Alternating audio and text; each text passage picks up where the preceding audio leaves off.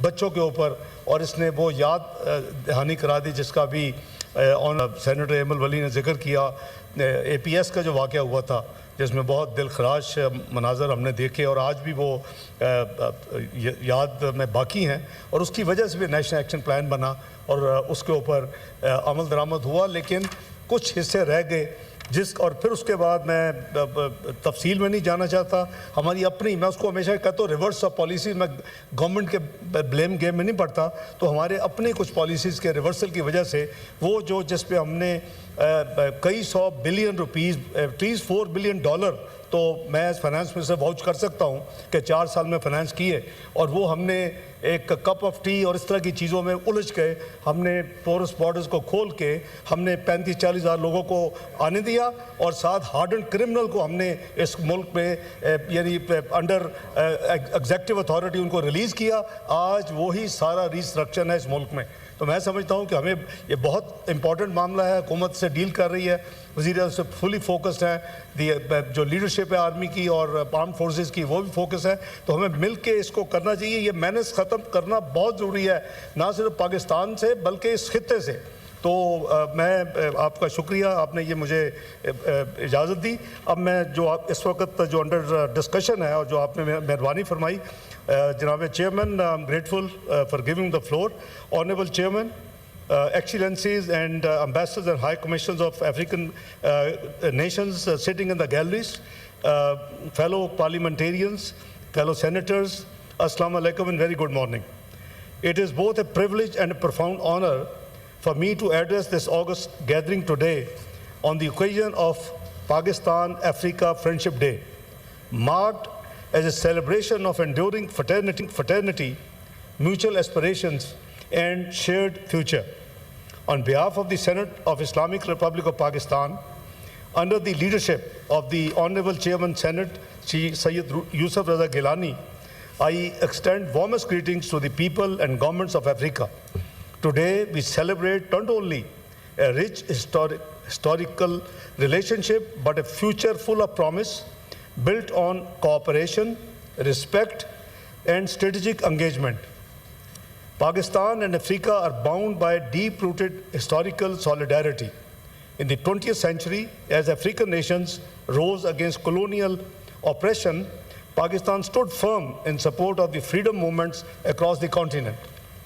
Our diplomatic and moral assistance was not guided by transactional interest, Mr. Chairman, but by shared values of dignity, justice, and the right to self-determination. During that era, several African popular leaders even traveled on Pakistani travel documents to fight for their independence on the global stage. Continuing the same spirit, we believe and we value Africa's voice on the globe, including at United Nations, the OIC, and the African Union. Pakistan also has a long and proud history of contributing towards peace and stability of the African continent.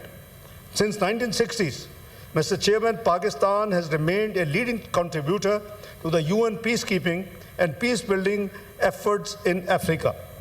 Many Pakistani peacekeepers laid their lives while ensuring the safety and security of our African brothers and sisters as part of the UN peacekeeping operations. Mr. Chairman, Africa is on the rise with robust economic growth. In recognition of the rising economic growth, in recognition of the rising significance of Africa, Pakistan launched the Engage Africa policy. This policy is aimed at enhancing Pakistan's diplomatic footprint across the continent and strengthen cooperation in all domains, including political, economic, security, educational, and cultural. Mr. Chairman, under this policy, we have expanded our diplomatic presence in African nations and opened new missions in Rwanda, Ghana, Uganda, Djibouti, and Ivory Coast. This is not just a foreign policy reorientation in Pakistan, but our strategic partnership agenda for the 21st century, signaling our determination to build stronger, more meaningful ties with our African brothers and sisters. Mr. Chairman, Today in the Senate of Islamic Republic of Pakistan, a landmark resolution is being adopted, reaffirming our strong conviction that Africa is the continent of the future. Resolution will recall upon the government of Islamic Republic of Pakistan to reinvigorate our engagement with African nations across all domains. It further would recommend that 25th of May as Pakistan-Africa Friendship Day to be commemorated annually. Mr. Chairman, I would also like to highlight that the parliamentary friendship groups have played a pivotal role in strengthening Pakistan-Africa relations. Established on a reciprocal basis in the parliaments, these groups serve as a vital instrument of parliamentary diplomacy across the African continent and Pakistan. Excellent, as the continent of the future, Africa is the world's youngest continent, home to over 1.6 billion people, a rapidly urbanizing population, and growing consumer market. Its collective GDP, which stands around 2.8 trillion as of now, is expected to surpass 3 trillion in the very near future, driven by digital innovation, resource wealth, and a growing middle class. Mr. Chairman, Pakistan's total trade with African country remains much below its real potential, averaging just around $5 billion annually. With strategic focus and facilitation, this figure can and must be significantly increased towards a very high number. Pakistan offers to export high-quality textiles and garments, pharmaceuticals, surgical instruments, and sports goods. Pakistan's growing expertise in IT services, fintech solutions, and digital training programs also aligns well with African digital transformation agenda. Mr. Chairman, at the same time, Pakistan can benefit from increased imports of African products such as cotton, pulses, minerals, oil, and coffee. In the same spirit, Pakistan has held African Trade Development Conference and single country exhibitions in parts of the continent for business-to-business networking. Mr. Chairman, we must also promote investment opportunities through robust public-private partnerships in key sectors such as agriculture, infrastructure, mining, fintech, and healthcare. Over the years, Pakistan has regularly trained diplomats from African-friendly countries at the Foreign Service Academy in Islamabad and also offered thousands of scholarships under the Pakistan Technical Assistance Program. Mr. Chairman, Pakistan also looks forward to continue working closely with the African states and the African Union in support of African solutions to African challenges. Mr. Chairman, in close collaboration with our African partners, we wish to further enhance our role as a leading troops contributing country, TCC, in Africa, as well as to strengthen and adopt the UN peacekeeping operations to respond effectively to new and emerging challenges.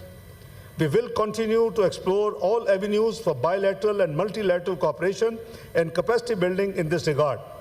Mr. Chairman, I would like to especially acknowledge the efforts of the ambassadors and high commissioners of African countries sitting in the galleries now, who work diligently to deepen mutual understanding and explore new areas of cooperation between the African continent and Pakistan. My sincere appreciation also goes to the officers and staff of the Ministry of Foreign Affairs of Pakistan working in Islamabad and missions abroad. Mr. Chairman, as leader of the House and the Senate, let me conclude by saying with confidence that Pakistan-Africa friendship is not merely a hopeful aspiration. It is a strategic opportunity waiting to be fully realized. With the robust institutional support, we can transform this opportunity into a lasting progress for our peoples in the regions and in Pakistan. I wish all the excellencies sitting in the galleries all the best, and thank you for joining us, and thank you, Mr. Chairman, for giving me an opportunity to say a few words. Thank you. Thank you.